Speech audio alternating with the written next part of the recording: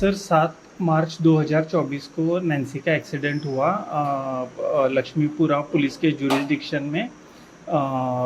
Eclipse sports करके है, वहाँ पे नैन्सी पार्ट टाइम जॉब करती थी। वो लॉ की स्टूडेंट है और अभी उसका फाइनल ईयर का एग्ज़ाम ही था। तो वो जस्ट ऑफिस से बाहर निकल रही थी और एक मतलब 2-3 फीट ही रोड पे आई थी और तब तक एक केटीएम बाइक ने जिसका मिनिमम स्पीड 100 था, उसने उसको टक्कर मारी। 100-120 का स्पीड होगा। और तब से नैन्सी आज तक अनकॉन्शियस है। वो हमें किसी को पहचानती नहीं है, हम बुलाते हैं तो जवाब नहीं देती और कोई रिस्पॉन्स नहीं है। सिर्फ उसको जब बहुत पेन होता है अनबेरेबल, तो उसके मुंह पे थोड़ा सा दर्द दिखता है, बाकी कुछ भी हो तो उससे फ़र्क नहीं पड़ता। पर हमारी लाइफ पे बहुत बड़ा फ़र्क पड़ गया है। डॉक्टर्स क्या बता रहे हैं, कौन कौन सी सर्जरी, किस कैसी सर्जरी की गई है? सर अब तक कम से कम 5 या 6 ब्रेन की सर्जरीज हो गई है और पैर की 2-3 सर्जरीज हो गई है। डॉक्टर्स कहते हैं कि पैर की सर्जरी से उसका रिकवरी दिख रहा है, वो 1 आध साल में पैर उसका ठीक हो जाएगा। बट न्यूरो के लिए डॉक्टर्स कह रहे हैं कि वो रिस्क से, मतलब हाइपर क्रिटिकल जोन से, अभी वो रिस्क से, वो उससे बाहर है हाइपर क्रिटिकल जोन से, बट अभी भी रिस्क है क्योंकि उसके जो ब्रेन में स्ट्रोक आया था तो उधर स्वेलिंग है, उसको ब्लीडिंग हुआ है इंटरनल तो ब्रेन में, तो वो सब कॉम्प्लिकेशंस अभी भी है। और डॉक्टर्स ये नहीं कह पा रहे कि कितना समय लगेगा, बट एक मेडिकल का, एलोपैथी का कुछ हिस्ट्री है न्यूरो सर्जरी में कि 12-15 महीने में जो भी रिकवरी आनी होती है वो पहले 12 महीने में ही आ जाती है। उसके बाद ऑलमोस्ट नो प्रोग्रेस रहता है। तो हम एक साल तो हम कुछ भी हो जाए, कुछ भी हो जाए, हम उसको बचाने की पूरी कोशिश करेंगे।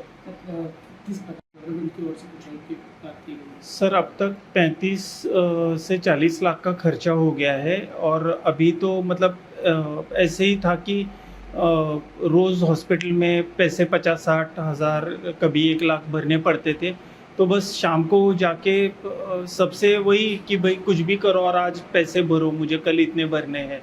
तो समाज में बहुत लोगों ने, मतलब बड़ौदा के लोग, हमारे जैन समाज के लोग, बाहर से लोग, सब लोगों ने जितना उनसे हो सकता था, किसी किसी ने तो 200-200 रुपये भी डाले हैं। मतलब हम भगवान से ये कहते हैं कि भगवान अब हमें सक्षम बनाओ कि हम समाज को और ज़्यादा दे सके। पर सर अभी नैन्सी के 12-15 महीना और ट्रीटमेंट करनी है। कम से कम 2 से 2.5 लाख का हर महीने का खर्चा है।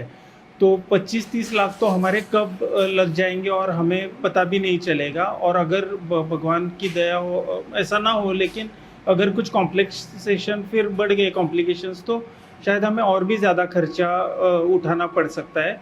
हमने हेल्प के लिए सबसे हेल्प मांगी है। हमने गृह मंत्री श्री को लिखा था, हमने बीजेपी के लोकल और स्टेट लेवल के लीडर्स से भी रिक्वेस्ट की थी। अभी तक कुछ खास नहीं हुआ है सर उसमें।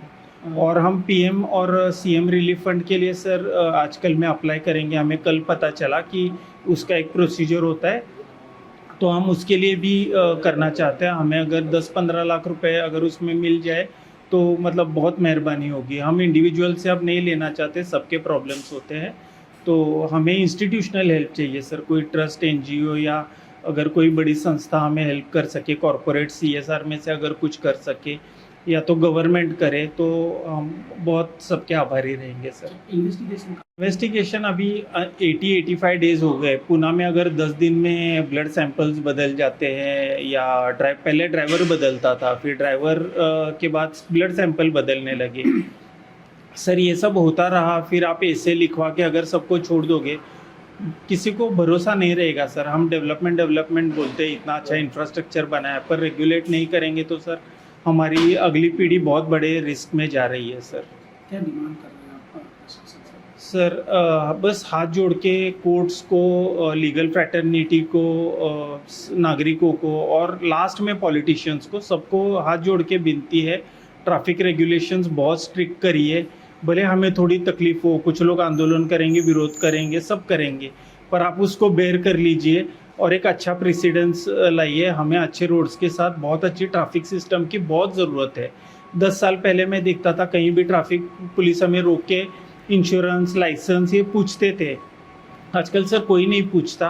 टू व्हीलर पे 3 लोग जा रहे हैं, 4 लोग जा रहे हैं, कोई भी स्पीड में जा रहा है, कोई भी सिग्नल तोड़ रहा है, कोई कहीं से भी घुस रहा है। मतलब sir very sorry state of affairs. हम लोग ऐसे विश्व की महासत्ता बनने के सपने देख सकते हैं, पर शायद हम लोग अगली पीढ़ी का जीवन बर्बाद कर रहे हैं सर। नैन्सी को इतने सारे न्यूरोलॉजिकल और ऑर्थोपेडिक सर्जरीज के बाद भी अभी तक वो हमको पहचानती नहीं है। मैं उसको कितनी भी बार उसके नाम से बुलाऊं तो वो मेरे सामने देखती भी नहीं है, नज़रें भी नहीं करती। और डॉक्टर्स बोलते कि इसके लिए जो भी ट्रीटमेंट पॉसिबल है वो हमने सब किया है। अभी आगे आप प्रेयर कीजिए और मेहनत कीजिए, अगर अच्छा नसीब हुआ तो वो थोड़ा थोड़ा रिकवर हो जाएगी, ऐसा बोल रहे हैं डॉक्टर्स। अच्छा, कितने दिनों से हॉस्पिटल में एडमिट है? और हम 7 मार्च से एडमिट थे, पहले एक न्यूरो हॉस्पिटल में थे, और 18 मई से हम इधर रामकृष्ण परमहंस हॉस्पिटल में, ये रिहैब सेंटर है। तो हालत इतनी अच्छी नहीं थी कि हम तभी, उसको इन्फेक्शन भी बहुत हाई था, तो घर ले जाने से हमने सोचा कि हम इधर लाए तो उसको मेडिकल टीम कभी भी हमको ज़रूरत पड़े तो अवेलेबल हो, और कंपैरेटिवली हमको थोड़ा फाइनेंशियली भी रीज़नेबल हो, इसलिए फिर हम यहाँ पे आए हैं। और अभी वो थोड़ा स्टेबल है, यानी इन्फेक्शन पॉइंट ऑफ व्यू से वो थोड़ी स्टेबल है। रिकवरी पॉइंट ऑफ व्यू किस तरह से? रिकवरी, न्यूरो की रिकवरी में कुछ नहीं है अब तक, जैसा पहले था वही है, स्टेबल। क्या कर रही थी Nancy? Nancy final year law की स्टूडेंट थी और साथ में जॉब करती थी, बहुत एक्टिव थी।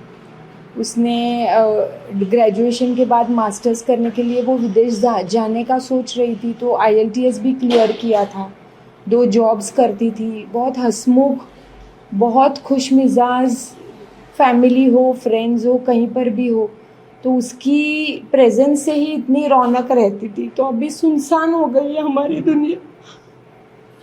इन्वेस्टिगेशन जिस तरह से चल रहा है, क्या डिमांड कर रहे हैं उसका? देखिए भाई साहब, अभी हमारे परिवार में और नैन्सी का जो भी नुकसान हुआ है ना, वो कभी भर नहीं सकता। जिससे हम गुजरे हैं, हमारी ज़िंदगी पहले जैसी नहीं हो सकती। अगर वो ठीक भी हो गई ना तो भी पहले जैसा तो नहीं हो सकता। बट पुणे के इंसिडेंट के बाद हमको लगता है कि बड़ौदा में ये क्यों नहीं हुआ। पहले तो हम पूरा फोकस नैन्सी के रिकवरी में डाल रहे थे, यहाँ हम देख भी नहीं रहे थे, क्योंकि फंड्स भी हमको बहुत लोग हेल्प कर रहे थे, तो वो सब अरेंजमेंट में थे। बट हमको ऐसे लगता है कि जो मेरी बेटी के साथ हुआ और जो हमारे परिवार के साथ हुआ वो किसी और के साथ ना हो, ऐसा कुछ ऐसा मिसाल हो लॉ की तरफ से लीगली कि लोग डरे ओवर स्पीडिंग करने से, किसी की जान को नुकसान पहुंचाए, ऐसे वाहन चलाने से लोग डरे, और हमारे ऊपर जो पहाड़ गुजरा है वो किसी के ऊपर ना गुजरे। बस इसी के लिए हम ये कर रहे हैं। बाकी ये सब करने का ना हमारे पास समय है, ना हमारी मेंटल कैपेसिटी है, ना इमोशनल कैपेसिटी है ये सब चीज़ों से और भी लड़ने की। बट हमको लगता है कि दूसरों के लिए कभी ये ना हो, क्योंकि हमने भी कभी ऐसे सोचा होगा कि दूसरों का हुआ है, हमारा तो कुछ नहीं हुआ, बट आज हमारे साथ हुआ है तो हमको लगता है कि किसी के साथ ये ना हो। इसलिए हम इतना इसके लिए आवाज़ उठा रहे हैं, क्योंकि हमारे साथ जो हुआ है ना वो पहले जैसा ठीक तो हो ही नहीं सकता।